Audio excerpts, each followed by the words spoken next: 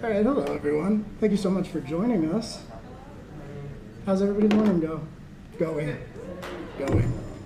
Things are fine here. We stream tabletop RPGs, so obviously you know that there have been no technical difficulties whatsoever. But thank you so much for being here. I hope you're all excited to listen to three white men talk about tabletop role-playing games for an hour, because we are.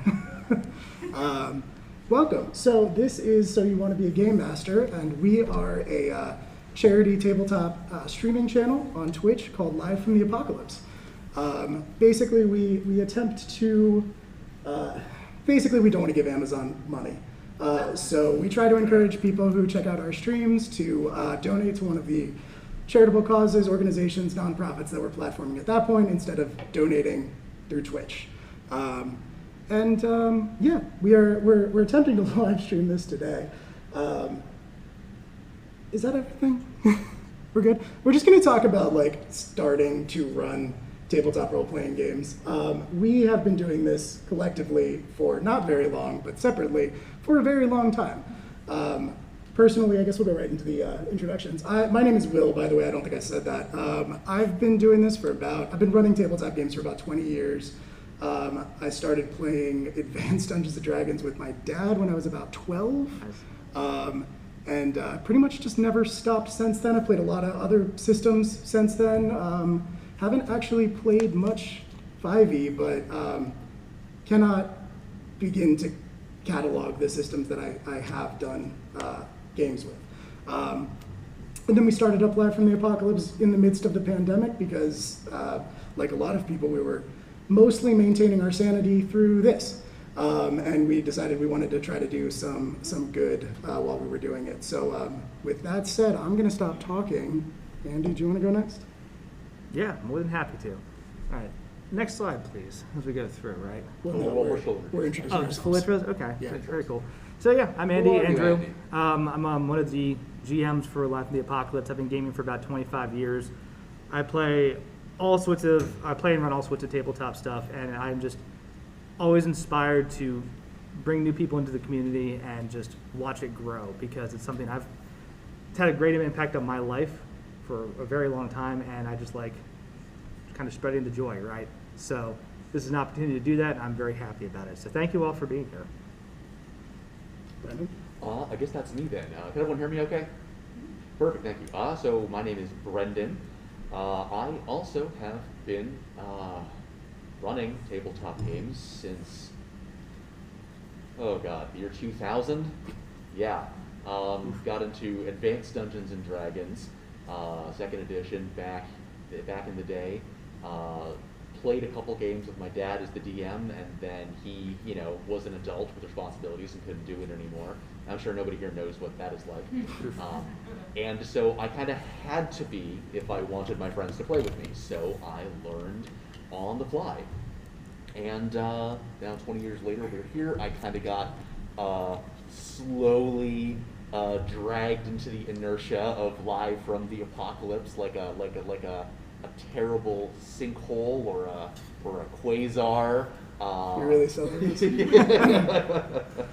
But no, I'm super happy to be here, and thank you guys so much for coming out to listen to us. I guess I will preface this whole thing with there's going to be a lot of just like personal opinion and experience here, so it is informed by experience, but also don't listen to us. Unless you want to. But if you don't want to, yeah, don't fucking listen to us. If you want to, maybe, I guess. Cool. All right, well, I guess the first step in getting started is getting started. Yeah. Which one of us is that? That's me. That's an Oh, I'm stoked for this one. So I jumped the gun earlier when I was like, next slide, let's go. But now for real this time. Andy's very high energy. He's very sad he couldn't say. I was about to like jump into the audience and come talk to you, but I'm keeping it restrained. All right. And so whether you've never run a game before or you're just looking for more tips and tricks, whatever the case may be, first step is just showing up and talking to people. So that rocks. Thank you. You're awesome. So I'm going to talk about three things because running games is hard. And I'm going to give you a bunch of methodologies to help narrow focus and make life easier on you when you're starting. Because there's always the possibilities of just endless options, right? And that can be overwhelming at times. So this is a way to kind of just narrow that focus and make prep a lot easier so you can get started, right? The 3 ways you're going to do that: session zeros and expectation management, focusing on your preparation and keeping the session rolling, and then using player feedback to improve your focus, okay? And just get better. So what does that mean? So session zeros, right? Expectation management. For those of you who don't know, a session zero is where you sit down with your players ahead of time before you actually start the campaign and just go over all the stuff you want to do. You talk about theme, you talk about tone, role-playing, your combat versus role-play balance, right? What you want out of the game and what the players want out of the game, right? So when you have that conversation, it's very important because it's going to help answer a lot of questions right off the bat and make it so you don't have to guess at what you're doing. You already know where to start prepping and going, right? And your players also know. So when you say, I want to run a high pulp action pirate adventure, right? Let's go goofy pirates. They know it's very different than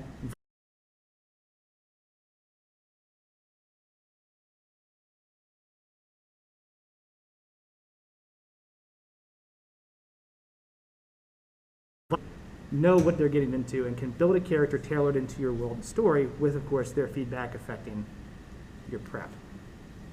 It's also important to have conversations about topics that could be off limits, right? Have a kind of consent conversation. If you're running something like investigative horror, where I run a lot of Call of Cthulhu, it can get very dark. If people are on board with that, awesome, but have that conversation ahead of time. Don't spring that on people. There's a lot of different ways to do that. If you hit us up in the Discord, we have consent forms and like a lot of different ways you can talk through that, but just have that conversation in some meaningful way ahead of time. Okay, it'll save you a lot of pain and heartache, and it'll also make your players more comfortable at the table, which is great, right? And So, I'll jump in here. Good. We talk about those sort of like a kind of calibration and consent mechanics a bit. A lot in terms of like horror, but and we say that because frankly we're all kind of horror nerds here. We do a lot of that. Me personally, it inevitably leaks in whatever genre I'm running. You could ask me to run a My Little Pony game, and I would find a way to make it spooky. But even outside of horror, even if you have no interest at all in running something like horror adjacent, frankly, those kinds of conversations are invaluable. And part of that is because then once everybody is comfortable, everybody has a good sense of what the boundaries are, and everyone has trust that those boundaries will not be crossed, then you can go to some cool places together in role play. It can be freeing to know you have this is the space that you can play in, and you can play in that space as much as you want without having to worry about whether you're going to cross a line or someone is going to cross a line with you. absolutely. We have a Session Zero Safety Tips podcast episode. It was an hour long, and we are making a part 2 because we got way into detail about that stuff. So there's a lot, and it's all very good, but get used to doing it and just having those conversations and being open about it. It's a great tool. Please use it. It also just shows that you care. Like, even if nothing comes up from it, it's just a nice way to indicate, like, hey, we do things a little differently around here. Absolutely. So the last thing is in your Session Zero, you have a chance to sit down, talk about that theme, role play, combat, all those things you expect, and then you sit there and make characters with your friends, right? I've seen a lot of people go, I want to run a game, then people just show up day of, they brought a whole bunch of different characters, and like the personalities and the tone don't match, right? They're all over the place, and it's stressful for the players, it's really stressful for the storyteller who's trying to like make this grab bag of chaos characters work together. And that can be a lot of fun, but if that's not what you planned, like that is hard.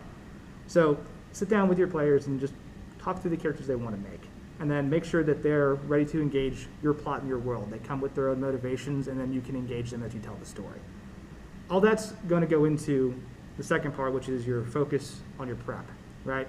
Because now you have 90% of the work done. You know the world, you know the theme, you know the tone, you know what you're going to focus on, and you know the different characters in this world that you're going to have to engage in some way. So that has taken the endless spectrum of possibilities and narrowed that dramatically, right? Now, stuff's going to come up that you don't know, sure, but way less things to focus on, right? And that's the second thing, is like when you prep, you don't need to know everything. People have this expectation that as a storyteller, you have all the answers all the time, and or at least you should, right? But the truth is, if you do that to yourself, you're just going to drive yourself crazy. So that prep's going to help you establish all of that. And there are tools when you're running the game itself. They're going to help you make things work better, right? Those are good words. So if you get to a point where you don't know a rule, that's fine. Just tell people, hey, I need 10 minutes. Let's take a break. You know what? Who wants to order a pizza? So, who wants to go on a beer run? I need to look it up, right? That's an option. You can get to the point where you can make a call on the fly, let's say. There's a lot of dramatic tension in a moment, right? And you want to really maintain the tension. Maybe taking a break is not the right vibe. You can turn to the player in the scene and say, hey, are you good with us resolving this way? We can go back later and check it, but like, let's just make this roll now. And if they're good with it, make the roll and keep going, all right? Because it keeps the action and tension high, right? The other thing, though, is Brendan's going to talk about a lot of different resources that exist, but remember your players are resources too, right? And I mean this as it's a collaborative thing, so give them work at the table, right?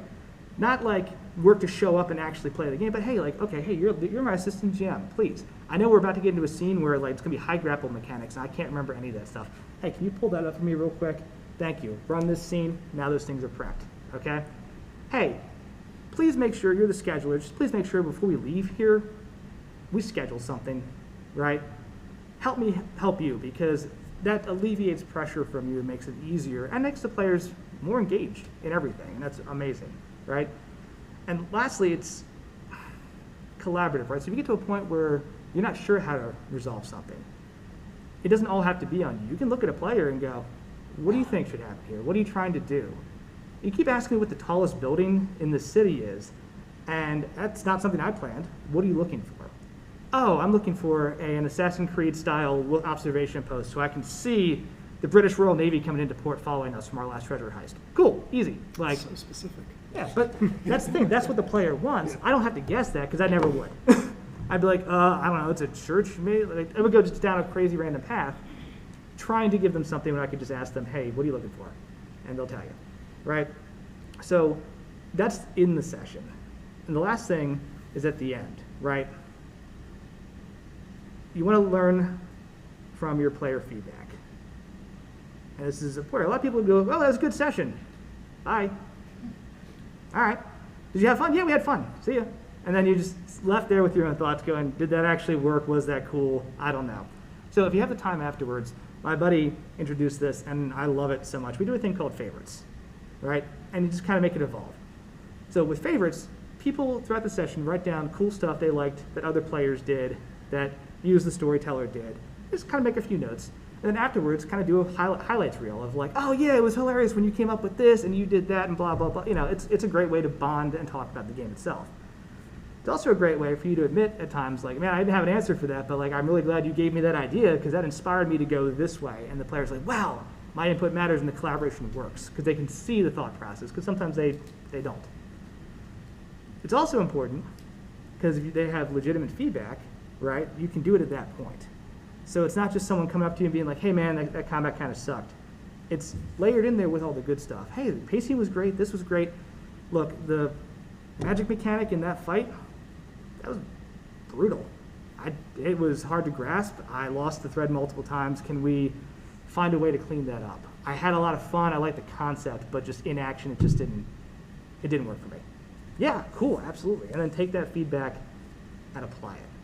I'm gonna jump in. We talk a lot about the Matt Mercer effect. The popularization of D&D and tabletop role-playing games in general is great because more people are getting into it and trying it out, but it also sets this incredibly unreasonable bar for standards that people have. Like when we all started playing D&D back then, there was nobody to compare yourself to. Like if you were doing it, you were probably the only person around you doing it. And it didn't matter if you were good or not because people who wanted to play didn't have a choice. Mm-hmm. But now there's all these different media. There's, Brendan Lee Mulligan, Matt Mercer, all these other DMs who do it professionally. And on top of that are not just DMs, they're performers. They're voice actors or improvisers or comedians. And that brings a whole other skill set to the table that you should not feel pressured to apply to yourself. It's a standard that you cannot possibly hold yourself to without years and years and years of experience and practice. So basically just don't try to be Matt Mercer. Just be you. And Absolutely. People will have fun. That's really the big thing is for the conclusion of my piece, the goal is to have fun, right? You are a player at the table as well. Your enjoyment matters. If you are crushed under the weight of stress and anxiety and pressure to try to perform at a level that you think you need to be at, because let's be honest, I know in my opinion, my harshest critic is me. I always want to do more and be better. And sometimes people will just tell you, no, that was awesome. And if they give you feedback, cool, it's an easy tweak. But those are just tools and concepts that are helpful when you run a game. Because I'm not going to sit here and talk about all the stuff that's in the player's handbook or the DMG. You guys can read that kind of stuff, right? These are just lessons learned from me as I've gone through this and like crashed and burned, stressed myself out, flipped out, canceled session. Like, learn from pain. Hopefully it's better when other people share the experience. That way you don't have to make the same mistakes. So those are things that will hopefully make life a lot easier going in. So in summary, basically, manage the expectations in your session 0. Right? Have those conversations, communicate. Right? It's going to help you focus your session prep so that it closes that window of potential outcomes so you can just focus on what you need to know and figure out the rest later. It's probably cool to know the entire divine structure. You may not need it for the session. Don't worry about it. Right? And lastly, listen to your players, have that feedback, and have a good time. Okay? So that's all I got. Thank you very much for that. I was going to say, of course, we're giving you this advice, particularly listening to Andy talk about, to not stress yourself out too much, and talking about sort of like holding yourself to an unreasonably high standard, like Will was. We're giving you this advice, but at the same time, I think it would be useful for us to acknowledge that we also, all three of us here, can be very high anxiety perfectionists. So, the impulse is definitely there. Mm-hmm. And I would say to not beat yourself up if you catch yourself stressing about it. Being a GM can be very stressful. So I would say probably better would be just to say to be kind to yourself, especially as you are just starting out. And I guess to that, since Andy's concluded that, puts me on to talked about some ways of going about it. What are some actual tools that you can use to help while you are getting started? Pictured here is everything that I personally use to run a session of game. Let me consult my notes here. You guys took notes? Yeah, actually, and so that is actually a very good thing to start off on. Probably one of the best things you can possibly do as a game master is to keep notes. They don't have to be super detailed. You don't have to write out every stat block for every monster or every single line of dialogue for an NPC, but something to organize your thoughts. I can be very bad about that. I like to keep everything up in here because sometimes it's hard for me to articulate the nuances of a particular thought on paper. But my brain is also bad and lies to me. So, really, again, and you can use. I know there's there's an entire cottage industry at this point of tools being marketed to would-be game masters. If anyone has spent 5 seconds on RPG YouTube, you've seen someone shilling for World Anvil. And I've used World Anvil a bit. I think it does have a lot of very cool tools for organizing all of your thoughts and keeping everything in your setting and your game and your character sheets all together. But I also want to say you don't need that. It's more important just to have some kind of notes, some kind of system of organization, more so than it is important to have the coolest and best toy that has all of the bells and whistles and all the tailor-made features. And then more specifically, I was going to talk about platforms for playing the game. This is frankly something that has become much bigger part of the conversation than it has really at any point previously. Traditionally, you could argue the tabletop role-playing games are played at a table with a group of people. And I am a big fan of that. I love in-person games. It's how I came up, and I think there's no substitute for it. At the same time, we are all here right now in the time that we are living in. So, frankly, better chance than not that you're going to be running your games in a virtual context. And there's a lot of different ways that you can go about doing that. There are, likewise, an entire cottage industry of platforms you can use that offer various features. Roll20, probably the largest and most popular. Likewise, Fantasy Grounds, Astral, that all have things and ways to like keep your character sheets there, roll all of your dice in the chat. You can put up pictures, maps, tokens, that sort of thing. At the same time, kind of like I was saying earlier, if all that seems like a lot, if all that seems like a really steep learning curve, you don't necessarily have to do that. At the end of the day, all you really need for most tabletop games that you're going to run with your friends is some kind of video chat. Oh, got a disagreement over here? No, Andy didn't silence his phone. Oh, I see. It's fine. Yeah, feel free to jump in, guys, if you have a different opinion on that. No, I mean, I agree with everything you're saying. If it feels daunting trying to get into like Roll20 or Astral or any of those, it's because it is. Yeah. They're hard. Yeah, They're very complicated. Total honesty, I actually mostly don't use them. Like, I'm not saying you shouldn't, I'm just saying that personally, my tastes as a game master, I mostly don't use them. You mostly just need a video chat that you can use. You know, it can be cool to have something like paid Zoom where you can have like breakout rooms and stuff like that, but even that, not really necessary. Just a place for you to come together and to all be in the same room and talk it out. Now, in the case where you may feel like you need something more visual, like D&D 5e is, you know, we're going to talk about that a lot in part just because it is by far the largest and most popular franchise. You know, it's the household name. You know, you tell your friends you're getting into role-playing games, and they say what, and you say, oh, like D&D. So D&D 5e is very, very visual. It kind of assumes you're going to have a map. You can absolutely do it in a theater of the mind style. That is kind of my preference as well, starting way back in 2nd edition. But it is often easier if you have a map, a grid map, and tokens that you can use. You can actually very easily do those same sorts of things just with a shared Google document. Just go, do you have a Gmail account? Google Drive. Have a shared Google document. You can drop in a map. You can drop in paste some tokens in there that you can move around. Give your friends permission to edit it, and boom, you're in business. That's it right there. I'm not saying that is superior to the various products and platforms that are out there right now. I'm not saying it's not.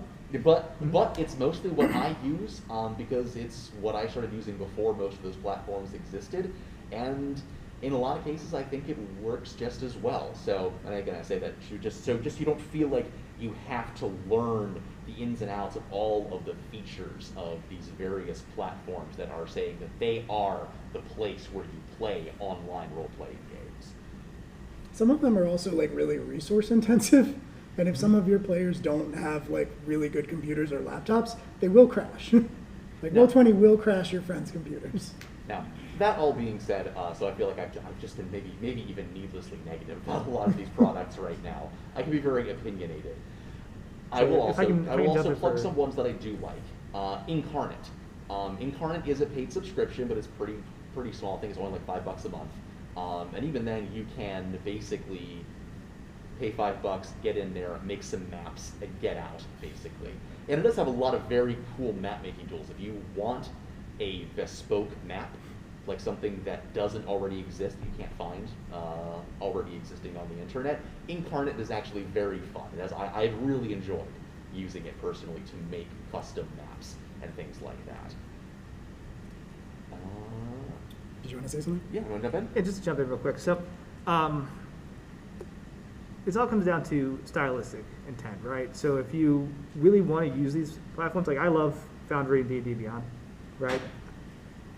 But I had to take a long time to watch YouTube videos and like talk to other people and go, how do you work? And at times they work great. Sometimes I don't need them. So just do what works best for you. If other people are insisting on something like that and you don't want to do it, that's cool. Or you can say, cool, if you want to use this platform, you know how to use it, walk me through it, man. Like, we'll figure it out together. Or just say, no, I'm doing theater of the mind this time, we'll try that next time, right? Dealer's choice. I want to shout out a lesser known program called Owlbear Rodeo. That's a good one. Which is basically like Roll20, but without the stuff that crashes your friends' computers. So it doesn't have voice, it doesn't have video. It's basically just the map making tools, the tokens, the layering, all of that stuff. It's great. I would highly recommend it. Yeah, pretty cool. I've heard of it. I just haven't used it Yeah, yet. So it's very good. All right, very cool. In terms of resources, there is also the classic tome of eldritch knowledge we used to call books. Books. You know, like so back in my day, you basically just had like the Dungeon Master's Guide and maybe some GeoCities sites with like 2-frame GIFs and a guest book. And I do think actually that the Dungeon Master's Guide does actually have a lot of good advice in it, even if it is maybe not always the best organized. I would say rather than trying to read it cover to cover, think of the question that you want to ask, and then try to look through it. Figure out, it's like, okay, I want to figure out how I want to build this village. I want to know how I want to make these NPCs. I want to know how I should just run an encounter so that there is dramatic tension, and then try to look for the answer to that specific question. Likewise, there are a lot of resources on YouTube that you can use. You can be specific and find the listicle of your choice that will answer your question. Personally, you know, even though I have been doing this for as long as I have, I still like to take advantage of a lot of these resources because, you know, in my opinion, you're as soon as you stop growing, you start stagnating. Mm-hmm. So always need to be looking for new perspectives and new takes on things. I have watched a lot of, if I'm pronouncing this right, Ginny D on YouTube. Nice. Watched a lot of WebDM in terms of podcasts. Again, if you're into more of the kind of the horror side of things, doing a lot of Call of Cthulhu, Onyx Path, White Wolf Systems, Warhammer, Darker Days Radio is a good podcast with a lot that talks a lot about setting, systems, tone, mood, those sorts of things. But back on, Oh, can I shout somebody out? I suppose. Okay, cool. There's a really good YouTube channel called the Dungeon Noob's Guide. It's run by this guy named Klaus. He's great, and he takes you through role-playing game systems. He talks about the rules, and then they actually play a game of it. So not only do you get the rules, but then you get to see it in action for a session. Nice. Yeah, very cool. Yeah. Nice. And actually, kind of a nice segue into me, the sort of back on books, is honestly, so D&D breaks their Game Master resources into its own entirely separate supplement. Most other game systems don't actually do that. Most game systems will put everything into one book. And so if you're trying to learn a new system, frequently they will have a section in the back somewhere that has advice for new GMs. And honestly, I have found, even excluding those sections, I find just taking the time to sit and read through a new system will both give me inspiration in terms of the kind of story that I want to tell. I will immediately ping on things like, oh, that sounds like it would be an interesting hook to start a story around. And then, as I'm reading through the rules, the interactions will start to sort of become clear to me through demonstration. Though that's also partially kind of more how I learn is through sort of observation in that way.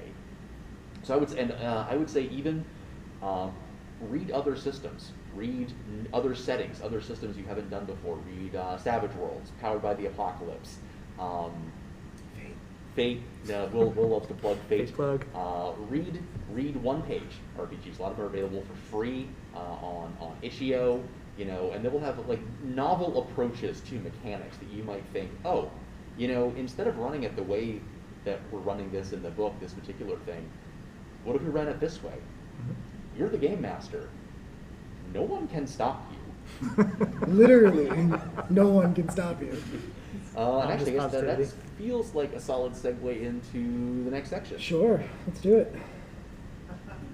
So this is, I'll be talking about this. So pictured here, once again, game master preparing an hour before the session, oil on canvas, 18.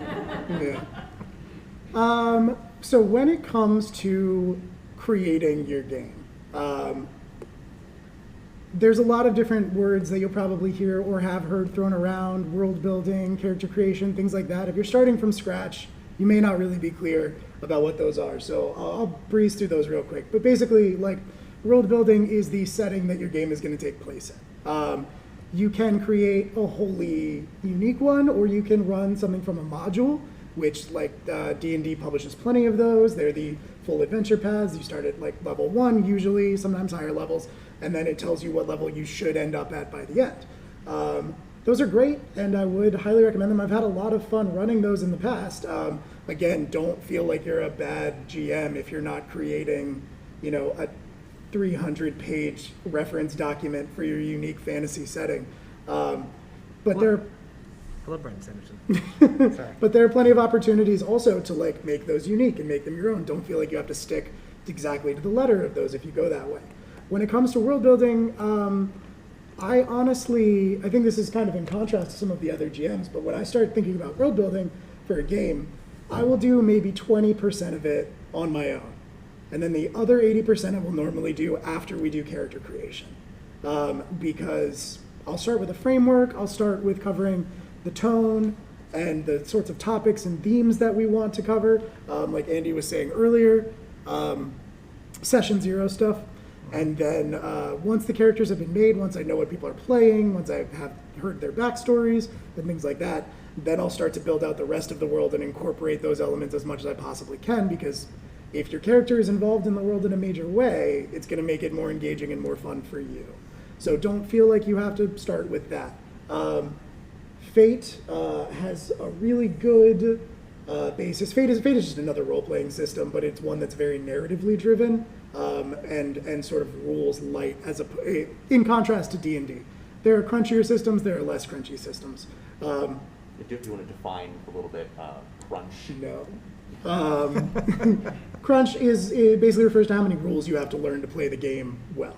So a really crunchy game, the best example would probably be Pathfinder or 3.5 D&D, where you're flipping through 5 different sections of the book just to figure out how to resolve one round of combat. And then, like, on the other end of the spectrum, you probably have Powered by the Apocalypse, where basically you're just making everything up as you go.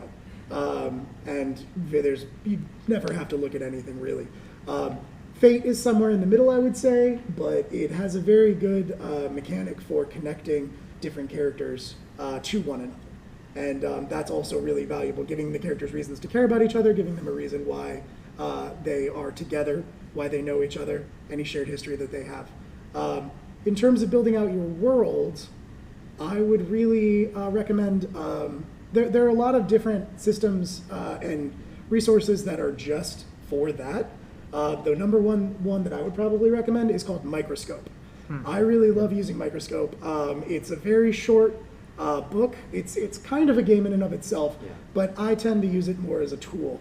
The concept of Microscope is that you start with the general of your setting, and then you narrow it down collectively with your players. So you say, hey, we're going to play in, like, a world where World War II never happened. And that's where you start, just super broad.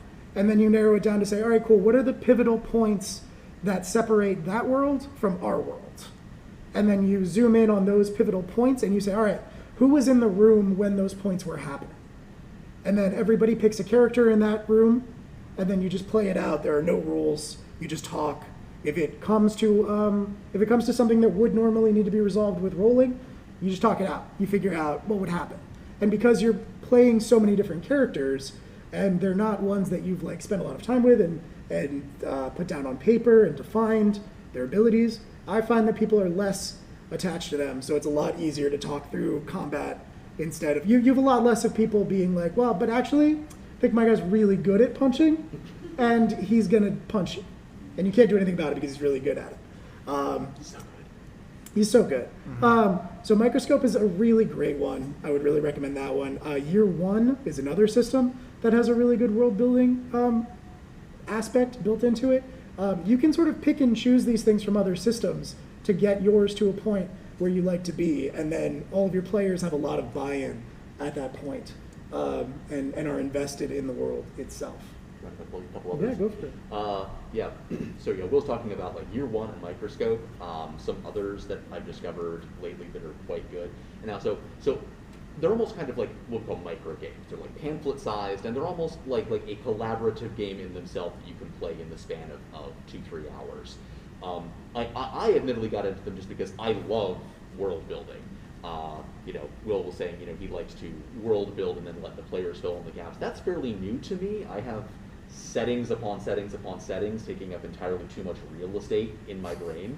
So I like games like these, but they're also very, very fun for if you want to get your players involved and get everyone excited about the setting that you're playing in. Some other ones besides Year One and Microscope that I like a lot. One is Downfall, where you all collectively make this setting, build up this house of cards, and then you blow it up. All of you together decide how this world falls apart. And frequently, and it can be kind of an intense game, but also what you have at the end is this broken world that is rife with opportunities for drama, for conflict, for things for your characters to do and get involved with. Another one I think that's gotten some traction recently is called The Quiet Year. They used that in the most recent season of The Adventure Zone, where you all get together and you basically describe a year in the life of this post-apocalyptic civilization. And even though the game ends at a certain point, there's nothing saying that you can't then take this post-apocalyptic settlement that you have collectively created and then use that as the jumping off point for your longer term, more involved role-playing game. Yeah, absolutely. It gives you a really great jumping off point. And I find it's hard for me to like focus too much on one particular setting or aspect of the setting, but once I have built it out in a way that involves the other characters, I usually find that I can't stop thinking about it. And then it just sort of naturally snowballs from there. Other people are going to bring other things to the table, other experiences, other points of view, other things that you haven't considered, which is one of the reasons why I like diversity and inclusivity in the hobby is so important. That's a whole other panel. We're not going to get into that. But just inviting those other perspectives and point of views into your world building is so valuable, and I really can't overstate how important that is. Can I throw one thing out there? Yeah. So, on tools for good collaboration world building, Powered by the Apocalypse, all the different genres in there, like Apocalypse World, Monster of the Week, Urban Shadows, right? All have some sort of cool mechanic that builds parties, and they're all different enough, right? They're simple. I think Apocalypse World has like shared history. Urban Shadows has like debts owed and received from other players. Epilion, the Baby Dragons game, has like the things you value and why that's like powerful to you and how other people understand how to tap those inspiration things within you, right? Because friendship is magic and all that stuff in that game. It's very good. The point is you can take all those, blend them together, and those are just very simple, easy ways to find quick mechanics to bond your table in Session Zero. And they're very rules light, so you don't have to just do a bunch of digging to figure them all out. They're quite straightforward. Yeah. So moving on from world building just a little bit and into the vast pitfall topic of creating interesting NPCs. That's super hard, shockingly. Really hard to come up with just an entire world of interesting and unique people that like engage the players and have cool backstories and things like that. Number one thing I'm going to shout out here, random generators. The DMG is full of them. A lot of systems are full of them. There are a million websites out there that will do it, and there is absolutely no shame in using them as a jumping off point.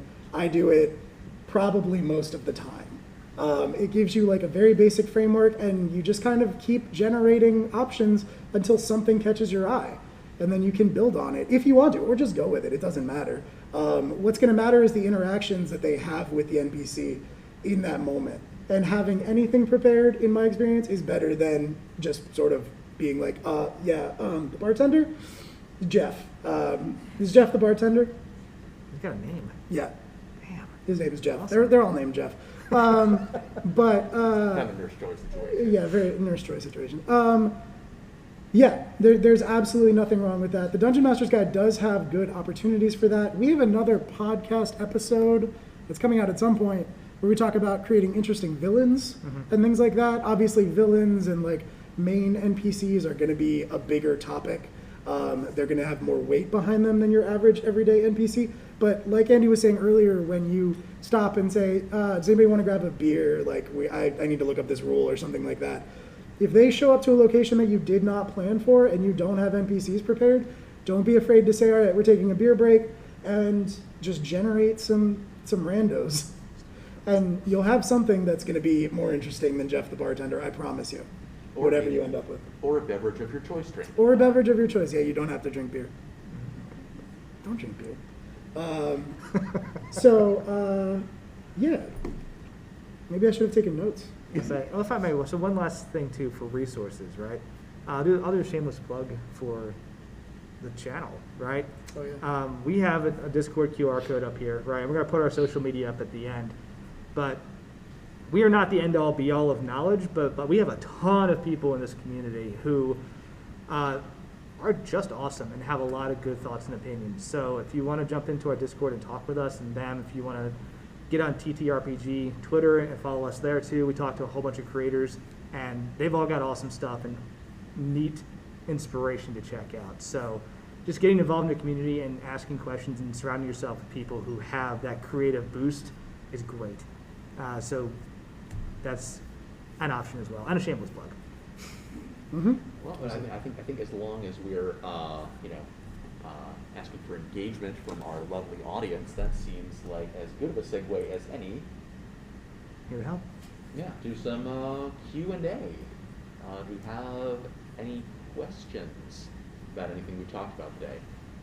There's one. Yeah. I'm curious how you approach learning new systems, both as a GM and also like teaching your players too. So The question was how we learn new systems and then like teach them to the players? Okay, cool.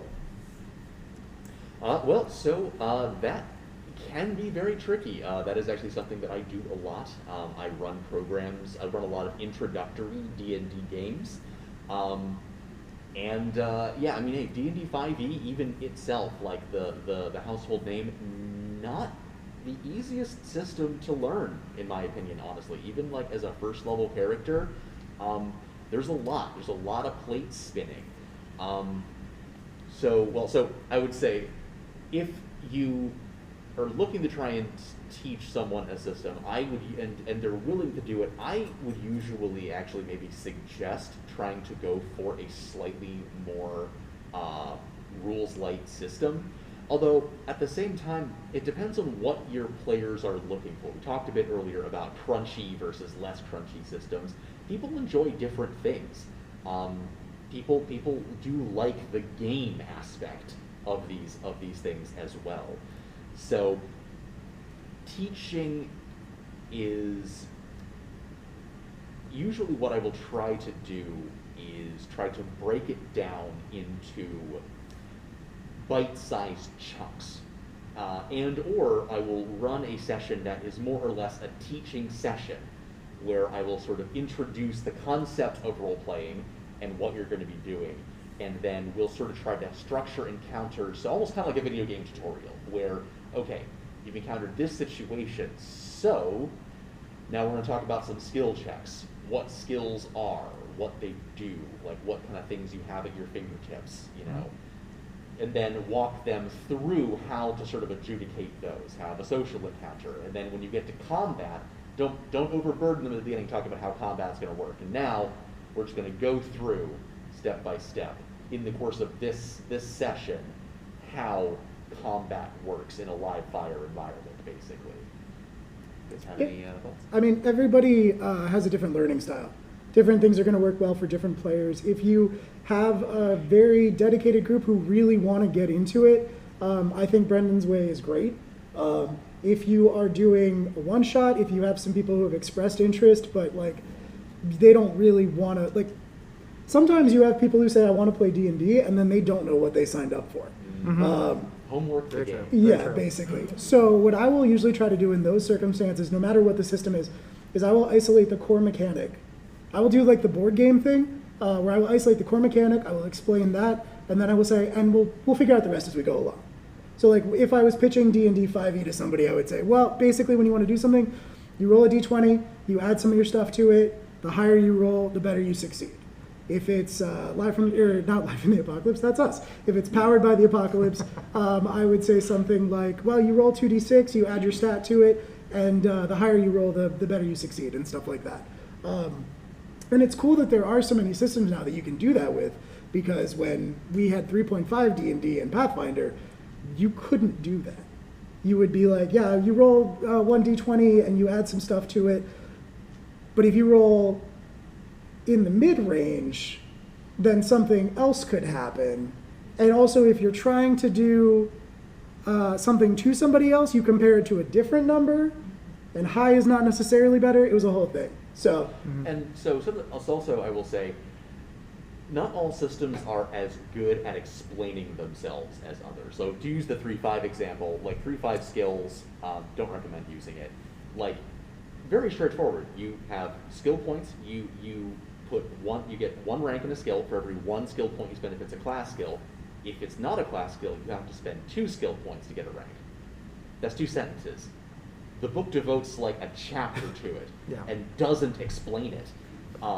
Conversely, when I first got into fudge and fate-based systems, I was really confused about how the dice system worked. You have the dice with these blanks and these pluses and minuses, and I was reading the books, reading the section of how to do it, and I just couldn't wrap my head around it, and it was frustrating me that someone literally just said, oh, you roll the dice, the pluses add, the minuses subtract, then you compare it to the score, and that's how well you did. I'm like, oh, well, why didn't they just say that? So sometimes you also have to kind of figure out what the rules are trying to say. So in terms of, that's a very good point too, in terms of teaching people new systems, right? One of the hardest things is trying to figure out the brevity piece, right?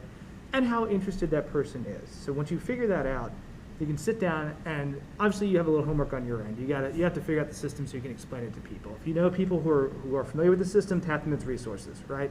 If you don't know, but you have a couple friends you play with, sit down one night, crack the book open, and just make it an absolute shit show of a learning experience, right? Make it fun, like enjoy it, but just go, we don't know what we're doing, we're gonna figure it out live, and you do that as like a little mini play test, right? Yeah, if you discovered that, at the end, like, oh no, we didn't run that encounter at all the way it was supposed to be run, that's okay. Did everyone have fun? Yeah. Awesome. Cool. Moving on. Just tell people what's up. And the bottom line is,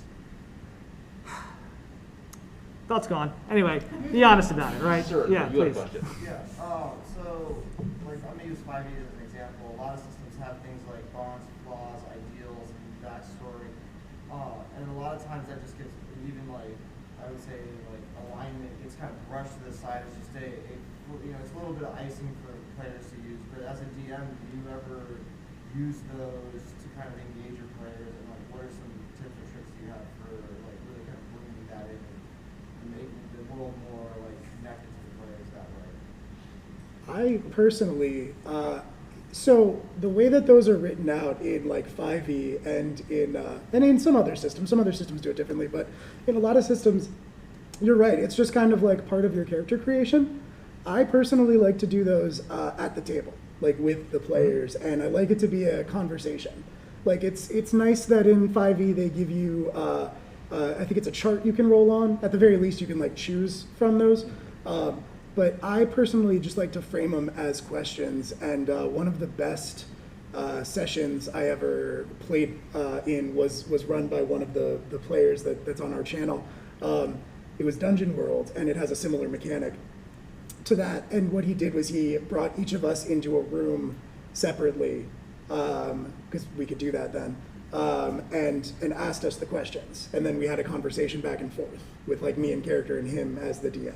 So there are ways to make those almost like micro games, like what Brendan was plugging earlier, and in that way, it tends to get people more involved, more invested, and more willing to explore those depths of their characters than saying like, I guess I was a street urchin, I stole money. So one of my we talked favorite- about the session 0, which you can make the card gen part of session 0, but I'm also a fan of having just a session that is devoted just to card gen, with everybody making their characters together at the same time. And that tends to make, I think, the best party dynamics. Even if you're not actively trying to encourage these ties between the characters and how they're connected to the world, a lot of times that'll just kind of happen. And like, and then alignment is kind of its own separate can of worms.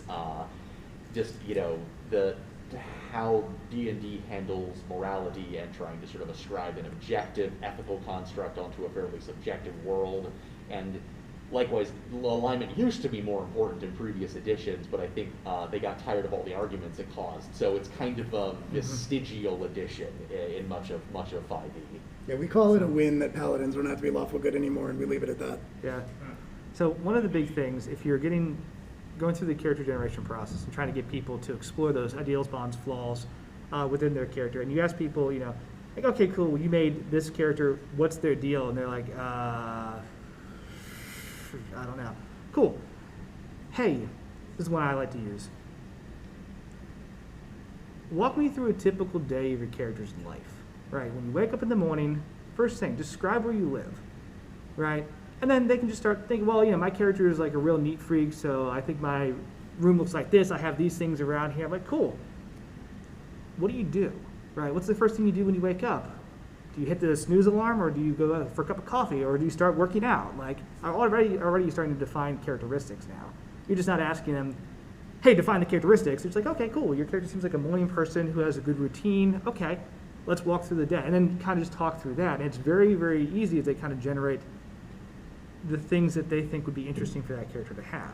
And then once they're done with, you know, okay, you go to work or you go, you know, back to bed at the end of the day, whatever, however you want to end it, then you can look at it and go, okay, cool. Here's the things that seem to matter to you.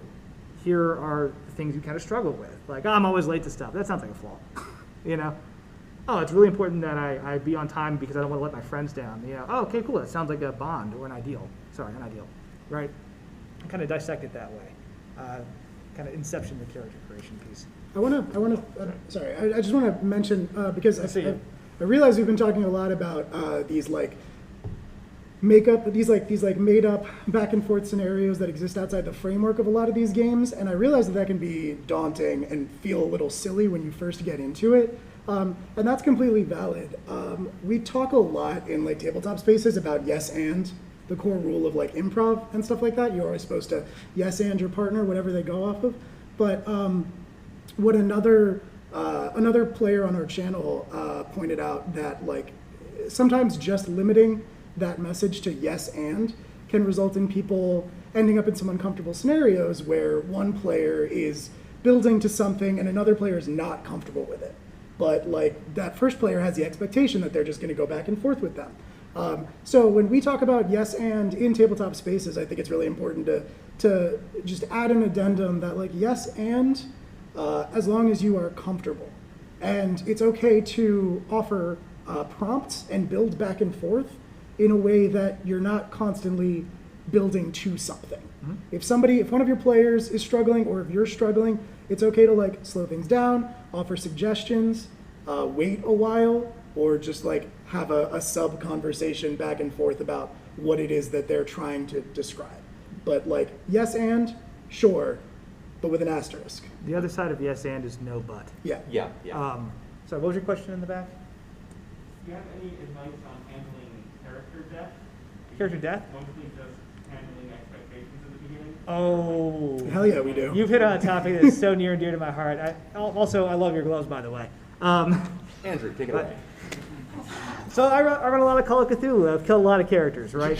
I could talk about this for hours. The bottom line is this. You have 3 minutes. Okay, I can do it in 3 minutes. Here we go. The bottom line is this. Talk about that ahead of time, establish expectations, right? Just say, hey, is this a game where you're good with lethality, right? Are you good with that level of dark consequence? Or do you want to be heroes who can actually, like, survive the insurmountable thing and, like, somehow walk away bruised but alive, right? The question I always ask myself when writing a game is, will character death in this moment or in this story actually add something to it, right? My Twitter response to this for a lot of people is I'm a huge fan of my players. I always want them to succeed, but F around and find out rules are always on, right? So it depends on if you want to show those consequences. It depends on the kind of game you want. But bottom line is if you talk to your players, get a feel for what they're looking for, right? And that's going to help really narrow in how you can respond at that point. Does that answer your question, or is there? Yeah. Okay, cool. I got 2 minutes left. Well, it all comes down to style. It depends on the type of game. Like Andy was talking about, Call of Cthulhu, something like that. Death is always on the table. You make sure they know that from the beginning. Mm-hmm. In a system like D&D or something like that, I'll usually stop and say something like, "Are you okay with this? Like, your character might die. Are you okay with that?" And sometimes that means you take a break from the game and you step into the other room and you talk about it. Sometimes they're just like, yeah, go for it. Sometimes they're like, no. But if you reach a point where the character is going to die, you can make it epic. You can make it heartbreaking. You can make it sad. What the number one reason why people don't want their characters to die, I think, is because it's such a letdown. You spend such a long time with this character and you build them and you go on these adventures and they do amazing things and amazing feats because nobody wants to play regular people. You want to play a hero or a villain or an extreme of some kind. And so when it comes time for them to die, you can give it the gravity that it deserves. Nothing drives me up the wall faster than, like roll d20, roll the damage, look at it. Okay, your character's dead. Let's move on in the initiative order. If it happens, it's serious. It should be treated as something serious. Absolutely. We have a minute. What's it? I think we have time for one more question. Anybody have? Ooh, we got two. Huh? 2 questions. We'll do both. Yeah, back Sure. right? Yeah, Back right? last Okay. one. Yeah. On the topic of NPCs and creating them, do you have any experience or thoughts with sort of letting the players write the NPC stories, as in give them an NPC, see what they think of them, and then build up game actively fill with the players? Hell yeah. That's a good one. That's a A good lot of pretty much every game I run, I will ask players to give me a list of the people who are important to them. Even if it's just a 1-sentence description of like who it is. Do you have parents? Do you have friends? Do you have a lover? A pet? Like whatever. And it, depending on the game, it gives you storytelling fodder. It gives you a tool to make the circumstances seem more serious. The caveat to that is is with the safety tools that we talked about at the beginning, you have to make sure that they're okay with something happening to those NPCs. Yep. But it gives you a really powerful tool, and it helps you flesh out the world, and it helps them be more invested. Absolutely. Walking them through a day in their life is a huge way to generate those NPCs because they're going to interact with parents, friends, coworkers, relationships, whoever. And that's a great way to just say, who are the people that are important to you? And then get that list from them in a good organic way. Yeah, last question? That's right. Yeah, you should back. How do you decide when to bend or break the rules in order to make something more engaging or interesting, and when you kind of have to like draw yourself a line that no, even if it's good for the story, like rules are rules, I kind of have to stick to this. Ooh, man. That's a hard one. Yeah. Well, so me personally, Good question. and this is not to say that this is what you must do. Me personally, in that fight between when do I bend or break the rules to make things more interesting, or when do I feel that I must stick to rules as written, I basically always go for the former. I can maybe think of an edge case where I went with the latter, but at least my philosophy, I am a benevolent despot at the table, and this extends even to the very fabric of the universe, the text of the rules themselves. I'm the opposite extreme. I do it a lot. Honestly, if there's a moment where something would happen to a character where they wouldn't succeed, there's been a really cool build of tension. Everything comes down to one final swing. They roll. It's a 14. I look down. Their armor class is a 16 of the guy they're trying to hit. Yeah, great. Yep, that's it exactly. You hit it. Good job. And then they get the blow. But I'm a very story first GM, and that's just sort of my style. There's something to be said for both. Honestly, I tend to think Brendan's way is better, and it's something that I'm working on. But I think there's a moment and a case to be made for both of those circumstances. And also, no, that being said, I think in the case of are you going to have something like where it says it should fail, but it feels like in the story that it shouldn't fail. Sometimes failure is the more interesting outcome. Yeah. So it's definitely kind of a more art than science, I would say. Yeah, if I may. So, I kind of live between these two philosophies. Rules are a common operating picture, so everyone can sit down and understand how we're going to interact at the table and what do when we roll dice, right? That's super important because if I expect certain things to occur, then they should occur when they happen and vice versa, right? And it's also just the agreement of everyone playing the same game. Yeah. That said, You're not done. dramatic pause. Yeah. Right? There are times when I'm very comfortable breaking rules for good dramatic story reasons. It comes down to what you're comfortable with, right? And usually when I break a rule, I will tell someone, this is raw. However, we're going to do this, right? Because in this moment, it seems very dramatic and cool. And you can make it a one-time instance so they don't think, okay, we're going to do this repetitively. But yep, we that's are cool. out of time. Yep. So thank you so much for joining us. Yeah. You guys have been a great audience. Thank you so much. Thank you for making our first ever panel so enjoyable. First ever panel. Once again, thank you so much. We are Live from the Apocalypse. You can follow us on twitch.tv/Live from the Apocalypse. You can follow us on Twitter, Instagram. We have Discord. We have 5 ongoing games with about 17 cast members. We are currently raising money for Planned Parenthood and an ocean conservation group called the Surfrider Foundation. They're excellent causes. You can find the donation links all over all of our stuff. And thank you again. Yes. We'll be around. Yeah, if you want to We'll chat. be hanging out, so if you have more questions. Oh yeah, if you want to join the Discord, there's a lot of great people in there. Feel free, no pressure. So, thank you. You all rock.